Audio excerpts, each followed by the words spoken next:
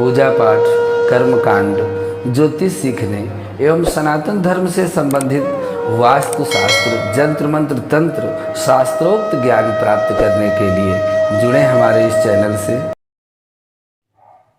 नमस्कार मित्रों, स्वागत है ज्योतिष शिक्षा के इस कार्यक्रम में।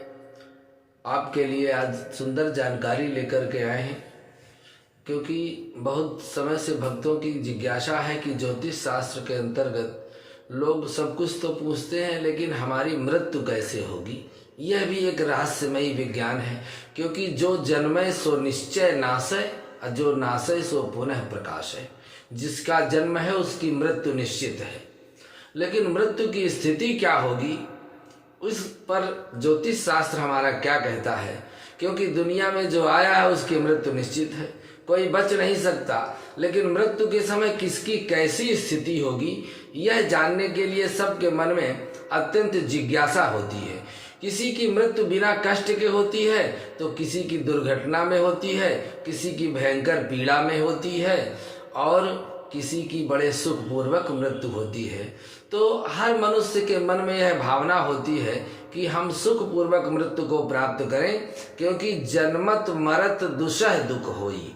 जन्म और मृत्यु के समय एक तो संसार में वैसे भी कष्ट है, संसार में सुख नहीं है, लेकिन जन्म मृत्यु के समय असह्य दुख होता है। तो ज्योतिष शास्त्र के अनुसार किसी भी व्यक्ति के मृत्यु के समय जो ग्रहों की स्थिति होती है उनके जन्म के समय ही तय हो जाती है।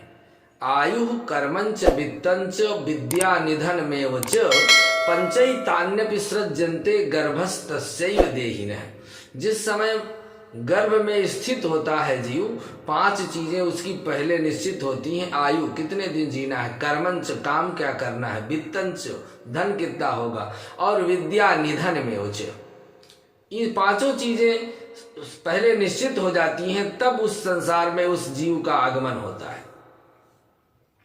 तो ये विचार जन्म कुंडली के 8वें भाव से किया जाता है, जिसे आकस्मिक घटनाओं का भी स्थान कहा गया है।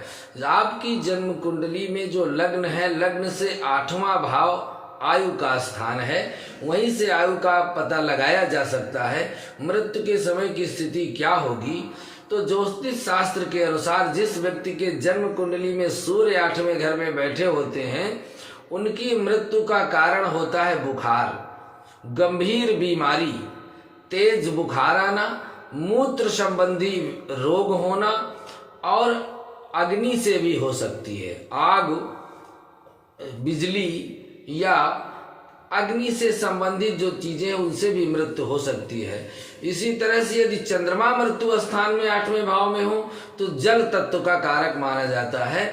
इसलिए मृत्यु स्थान में चंद्रमा होने पर व्यक्ति की जल क्षेत्र में मृत्यु होती है, और जलीय वस्तुओं के अधिक अभाव के कारण होती है। कभी कभी तो सर्दी, जुखाम और अस्थमा इतना बढ़ जाता है कि जिससे वह जल तत्व के अभाव में उसकी मृत्यु हो जाती है। इसी तरह जिनकी जन्मपत्र में मंगल 8वें भाव में बैठे होते हैं, उनको आग से खिलवाड़ नहीं करना चाहिए, उससे बचना चाहिए, क्योंकि ऐसे लोगों की मृत्यु जिनका मंगल 8वें भाव में है, आग से, दुर्घटना से होने की पूरी संभावना रहती है।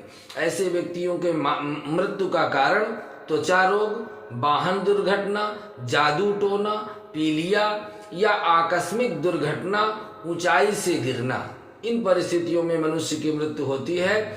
और जिन व्यक्तियों की कुंडली में बुध मृत्यु स्थान में बैठे हैं 8वें स्थान में, तो उनके विषय में यह जाना जाता है कि उनके मृत्यु का कारण होगा पक्षाघात, जिसको पैरालिसिस भी कहते हैं, बात, पोलियो, नसों की कमजोरी, और अंडकोश से संबंधित जो रोग हैं, अपच रोग और अति बुखार, इन कारणों से मनुष्य की मृत्यु होती है। जब गुरु 8वें भाव में होते हैं तो मृत्यु का कारण होता है हृदय संबंधी रोग, बुखार और शारीरिक दुर्बलता, अधिक मोटापा और लीवर की खराबी के कारण मृत्यु होती है।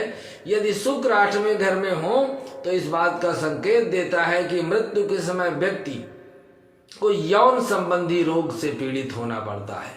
मूत्र संबंधी रोग होता है, उदर रोग होता है और भूख के कारण भी इनकी मृत्यु की संभावना अधिक रहती है और इनकी मृत्यु का कारण कोई स्त्री भी हो सकती है। इसी तरह से यदि शनि 8वें भाव में बैठे हों तो मृत्यु स्थान में शनि मौजूद हो तो उनकी मृत्यु का कारण होता है वात रोग। वात पित्त कफ जो होते हैं उसमें वात रोग से होती है घाव का होना, लंबी बीमारी का होना, बुखार का होना। वैसे इस घर में